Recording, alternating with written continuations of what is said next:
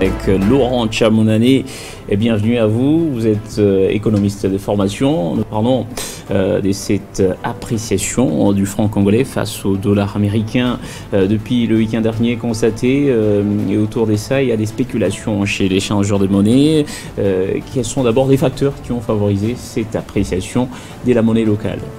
Merci beaucoup, cher journaliste, pour cette invitation que nous saluons.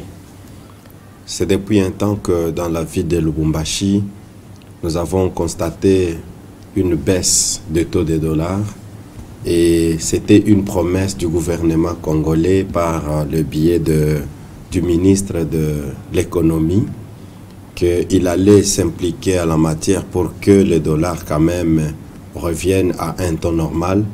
Et il y a plusieurs facteurs qui expliqueraient cette baisse. Et entre autres, d'abord, le gouvernement a appuyé sur des leviers économiques. Le premier levier, c'est la question des taxes qui a été prônée par le vice-premier ministre, le ministre de l'économie, qu'il fallait qu'au niveau des frontières, que la DGDA allège la taxation. La taxation. En dehors de la taxe, est-ce que la production était aussi s'est améliorée plutôt? Jusque-là, la production ne s'était pas améliorée, mais quand même, cette réduction des taxes a permis à ce que le Banque centrale puisse rapatrier les dollars qui étaient en crise dans la République.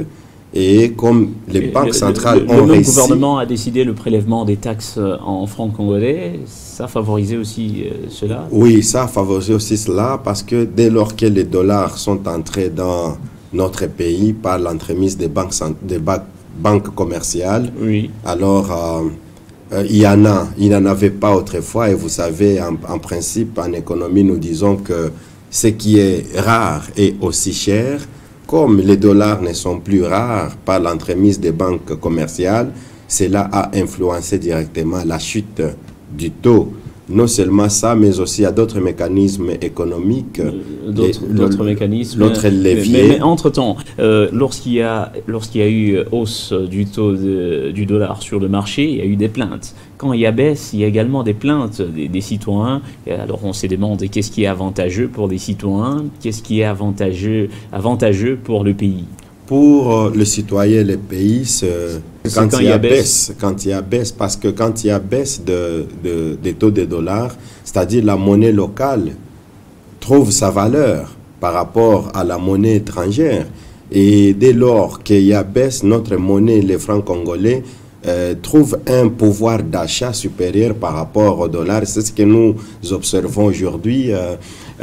Au marché, les commerçants ne veulent plus que nous puissions payer en dollars. Ils nous exigent le paiement de leurs produits en francs congolais. Vous remarquerez qu'avec cette baisse des taux de dollars, les francs congolais commencent à récupérer peu à peu sa valeur et son pouvoir d'achat sur le marché.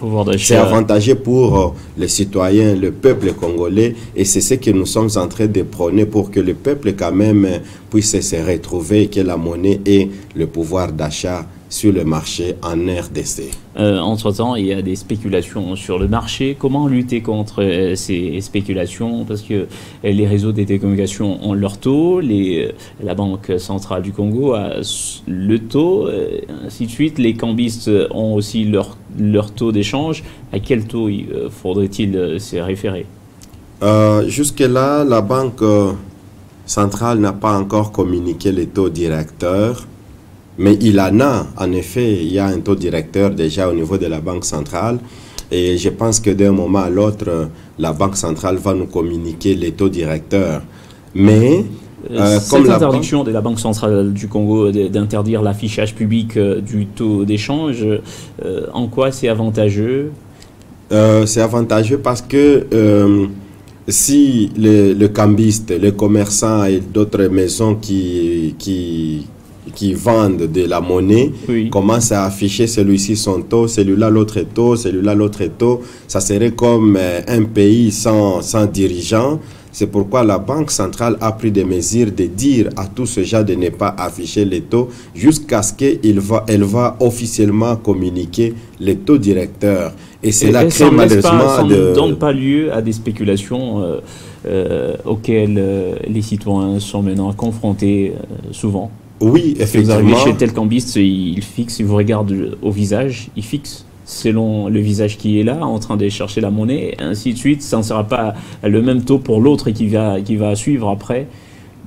Bien évidemment, les cambistes, les Congolais sont habitués à des manœuvres que l'État est en train d'éradiquer peu à peu. Il y a certaines personnes qui ne savent pas respecter les consignes de la hiérarchie. Et cette façon de regarder quelqu'un qui a un billet en veste pour lui taxer à un taux supérieur, c'est une mauvaise pratique que le président de la République, au travers de ses services compétents, est en train de lutter contre. Mais en réalité, aujourd'hui, les taux des dollars ne devraient pas être fixés selon les humeurs. C'est pas comme ça que ça doit se passer. Mais vous venez de noter qu'il n'y a pas l'affichage du taux directeur par la banque centrale. Alors, les autres échangeurs des monnaies, à quoi ils peuvent se référer? Les échangeurs des monnaies doivent se référer aux banques commerciales parce que tout celui qui vend de la monnaie est régi par les normes des banques commerciales. Et s'ils doivent se référer à ce que l'État veut, qu'ils se renseignent à la banque commerciale. Le cambiste ne doit pas se réveiller le matin ne passant pas par la banque, par sa banque qui lui donne de l'argent, parce que le cambiste n'a pas l'argent, l'argent se trouve à la banque. Et au lieu de se réveiller et fixer les taux à son gré, qu'il consulte la banque commerciale qui lui fournit de la monnaie, et la banque commerciale lui donnera les taux directeur, mais qui jusque-là n'est pas rendu public seulement par la Banque centrale, mais c'est communiqué quand même aux banques commerciales parce que les banques commerciales ne peuvent pas fonctionner sans taux. C'est impossible. Et vous savez que le gouverneur de la Banque centrale, il est chevronné, il est compétent à la matière. Il ne peut pas laisser le pays fonctionner sans taux directeur. Il y en a, mais il attend quand même le moment propice. L'autorité régulatrice de la monnaie ne peut pas se réveiller, faire des communiqués à tout bout de champ. Non, non. Il attend au moment opportun, il va communiquer, tout le monde va s'y conformer. Les cambistes doivent se conformer aux taux communiqués par la banque commerciale. Les banquiers communiquent les taux.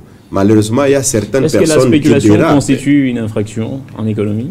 En effet, oui, spéculer. Monétaire. En économie monétaire, on ne peut pas faire une spéculation. C'est pourquoi il y a l'existence des taux directeurs. On dit taux directeur, c'est-à-dire les taux qui régulent, qui dirigent, qui s'imposent partout et sur tout le marché.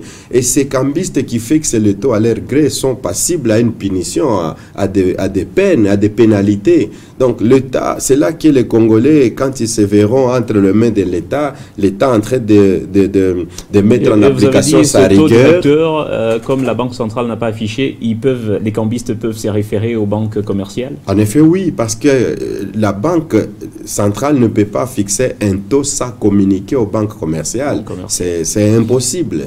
Oui, sinon, ça ne va pas fonctionner. La machine monétaire va bloquer. Alors, c'est tout à fait clair vos explications. Alors, ces dernières questions. Par quelle mesure on peut stabiliser le taux d'échange ou l'appréciation des francs congolais face au dollar ou face aux autres monnaies étrangères? En fait, il faut seulement que la Banque centrale retire les devises qui circulent sur le marché et que la Banque centrale laisse beaucoup plus la masse monétaire locale circuler directement. On va stabiliser, pérenniser les taux d'échange. Mais si encore on injecte des billets de dollars sur le marché, et là nous allons revenir à un cercle vicieux. Aujourd'hui, et ça nécessite la production, l'impression de beaucoup des billets de francs congolais sur le marché par la Banque centrale du Congo? L'argent, il y en a. Nous n'avons pas besoin frapper la monnaie, encore une fois. D'abord, c'est une charge.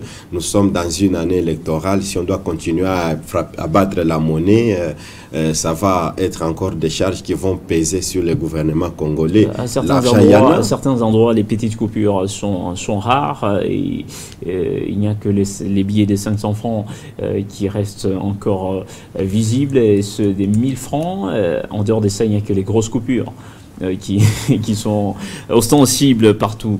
En fait, les petites coupures existent. Comment vivre sans petites coupures? C'est ça la question. Les petites coupures sont là, mais monsieur le journaliste, même vous, si je vous donnais des petites coupures, vous serez la première personne à me dire non, c'est beaucoup, je n'ai pas un sac où je vais mettre de petites coupures, mais il y en a à la banque. Les 50 francs, il y en a, et 100 francs, il y en a, 200 francs, il y en a. Moi, je pense que ce que je peux dire à la longue au gouvernement congolais, c'est récupérer les grosses coupures de 20 000 francs et les garder à la banque et laisser seulement les petites coupures fonctionner parce qu'il y en a. C'est une monnaie, d'ailleurs, moi, j'apprécie beaucoup. Et c'est l'absence de la petite monnaie, des petites coupures qui favoriserait la hausse même des autres petits produits de première nécessité. La hausse du prix n'est pas fonction des petites coupures, mais il y a plusieurs éléments qui entrent en jeu.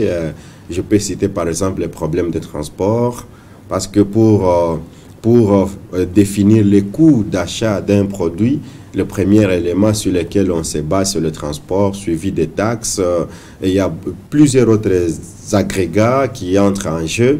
Et ici, je pense qu'il est question de réguler d'abord le prix des transports, passant par le prix des carburants qui aujourd'hui a pris son ascenseur.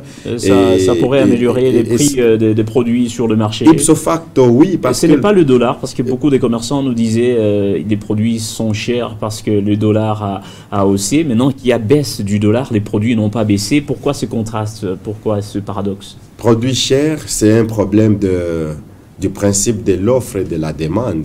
Si l'offre devient plus importante et la demande baisse, le prix aussi va en pâtir. S'il y a plusieurs produits au marché, il n'y a pas l'argent, le prix aussi va jouer là-dessus. Je pense que ce n'est pas question de hausse des taux de dollars, ni de baisse des taux de dollars, mais il y a un problème de production. Ici, chez nous, nous avons un problème de prix parce qu'on ne produit pas. Il faut vraiment accroître la production et une fois que nous produisons directement, les prix seront stables sur le marché. Il n'est pas question des taux de dollars, mais aussi les dollars influent. Si les dollars montent, c'est-à-dire il y a rareté de francs congolais sur le marché, et si les dollars baissent, c'est-à-dire que c'est la monnaie locale qui devient abondante sur le marché, et ça va influencer aussi les prix. Présentement, vous allez constater que même le prix au marché va baisser, certainement, parce que... Avec cette appréciation du taux des francs congolais par rapport au dollar. Oui, parce que désormais, notre monnaie aura le pouvoir d'achat. J'ai vu certaines femmes au marché qui sont allées avec un billet de 10 $, avec l'espoir que les taux étaient à 25. Maintenant, elles sont rentrées vite pour vouloir payer en monnaie locale. Et ça, c'est encourageant. Quand nous allons commencer à utiliser plus la monnaie locale pour acheter, pour payer, c'est encourageant. Est-ce qu'il faut la dédollarisation? Absolument, absolument. Je pense que le gouvernement pourra aboutir à cela. C'est comme ici dans la province d'Haut-Katanga, vous allez constater que dans les magasins, ça et là, on nous affiche les prix en francs congolais. Ça, c'est une façon de donner valeur à notre monnaie. Peu à peu, nous allons arriver quand même à valoriser la monnaie locale, donner plus de valeur, à rendre plus forte et stable. Et évidemment, oui, et c'est là que le président de la République est en train de vouloir arriver. Et voilà, Laurent Tchamounane, je rappelle, vous êtes expert en économie, économiste de formation. C'était un honneur de vous avoir sur ce plateau des questions d'actualité consacrées aux aspects économiques, notamment à la monnaie d'échange qui vient de bouger sur le marché. C'était un honneur, merci d'être passé. C'est nous qui disons merci, messieurs les journalistes. Merci, madame, messieurs, par ici s'achève la question d'actualité d'aujourd'hui. Retrouvez le prochain rendez-vous demain. Au revoir.